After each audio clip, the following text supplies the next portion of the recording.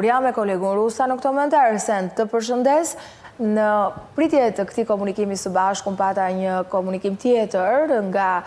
Lushnja, ku është arrestuar një 38 vjeçar, që për mua të paktën shënjon rastin e parë të flagrant të shitblerjes së votës që bëhet nga individ të caktuar. Megjithatë, përtej kësaj,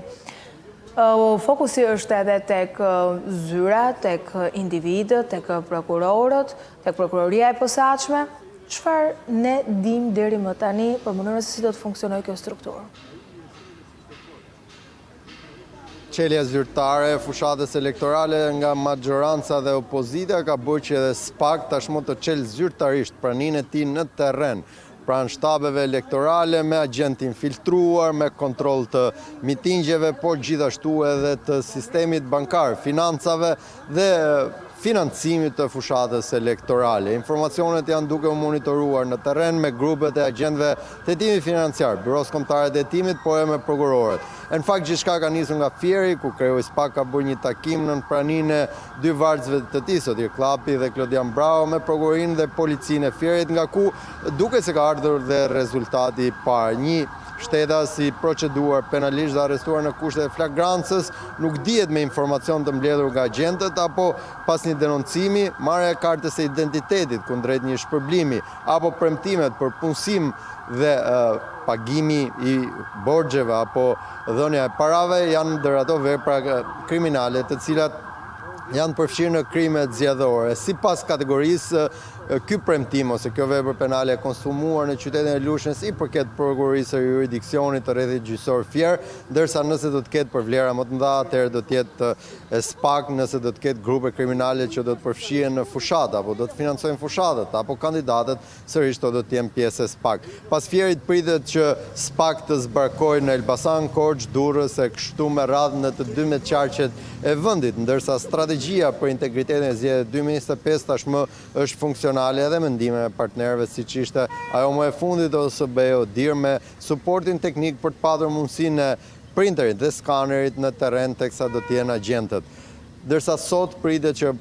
kreu i prokurorisë posaçme pas leximit analitik që i bëi raportit të 2024 për bilancin e punës së këtij institucioni të ketë edhe përgjigje për sa i përket të strukturës së posaçme dhe Task Forces për integritetin zgjedhor do të jenë antarë të Këshillit të Lartë të Prokurorisë që do të kenë pyetjet e tyre, po dhe interesit medias ku në orën 11:00 kreu i SPAK do të jetë përpara qeverisë së prokurorëve Këshillit të Lartë të Prokurorisë. Pojda.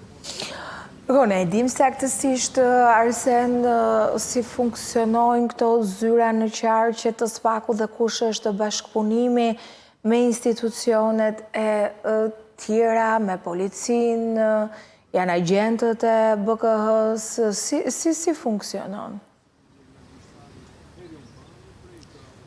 Paktën prej disa javësh tashmë ka një marrëveshje bashkëpunimit bërë publik ndërmjet SPAK, Prokurorisë Përgjithshme dhe Komisionit Shtetëror të Zgjedhjeve, por gjithashtu edhe nga Komisioni Shtetëror i Zgjedhjeve me Policinë e Shtetit. Për çdo informacion të mbledhur, qoftë nga burimet e hapura apo nga denoncimet apo kallëzimet, SPAK nëpërmjet agentëve që kanë në terren fokusin e tij këtë herë me këtë strategji ka parandalimin e krimeve zgjedhore, pra për të goditur përpara se sa një krim të kryhet, siç ka ndodhur në fakt në këtë rast me qytetarin në Lushnjë. Nuk dihet nëse ky është një informacion i mbledhur nga oficerët e krimit ekonomik apo byros kombëtare të hetimit apo nga agentët e policisë, por janë agentë të cilët janë në terren, monitorojnë lëvizjet e subjekteve politike, kandidatëve, por gjithashtu edhe mbledhjen e informacioneve nga çdo qytetar ose burimi i hapur me fokus parandalime e krimeve zgjedhore. Edhe pse kjo është anatemuar fillimisht ishte kryeministri Edi Rama, i cili tha uroj mos jetë një lajthitje SPAK kjo strategji, por tashmë kjo strategji është konkrete, është aktive dhe do duhet që politika t'i bëjë mirë llogarit përpara se sa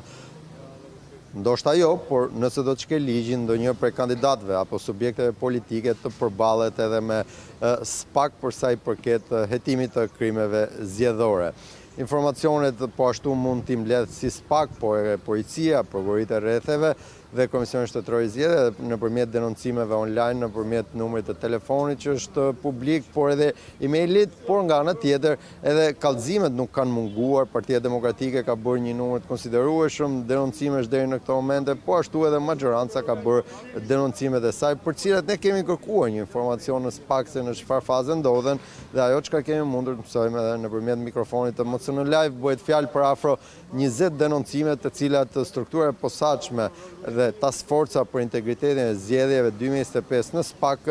është duke i verifikuar edhe në terren. Ndërkohë, ndarja e prokurorëve që janë përgjegjës për qarqet, në çfarë mënyre është bërë? Referuar ndarjes, vetë kreu i SPAK është në kryeqytet së bashku me varësin e tij, Klodian Brau, dhe shefin e antikorrupsionit ose seksionit kundër krimit dhe korrupsionit ndaj zyrtarëve të lartë. Kemi prokuror Olzdado është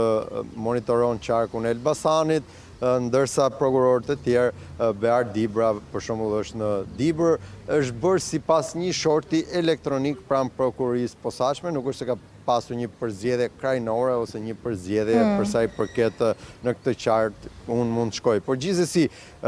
vendet e origjinës nga ku janë origjinën që ka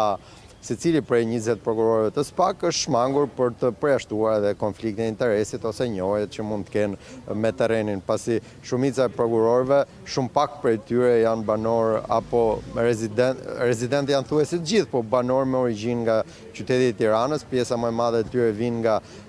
e gjithë Shqipëria, dhe për të shmangur këtë konfliktin e interesit, dikush për shembull që ka vendlindje në Durrës, si rasti i prokurorit Dado, është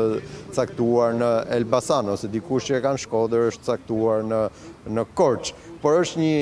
ndarje nëpërmjet një shorti elektronik. Arsen, para se të përshëndes, është e pyetje e zakonshme që ne bëjmë, nëse sot ka ndonjë çështje të rëndësishme në SPAK? Momentalisht jo, por ditën e nesme do të kemi praninë e dosjes Partizani dhe fletëthirjen e gjykatës për praninë e ish-kryeministit Berisha dhe vendimarrjen nëse do të kalojë apo jo për gjykim kjo çështje, ndërsa pas pak minutash pritet që kreu i SPAK, zoti Dumani, së bashku me varësit e tij, të jetë përpara qeverisë së prokurorëve, KLP-s, për të bërë bilancin dhe për t'u përgjigjur edhe interesit për sa i përket task forcës së integritetit të zgjedhjeve. Qartë. Faleminderit Arsen, të përshëndes.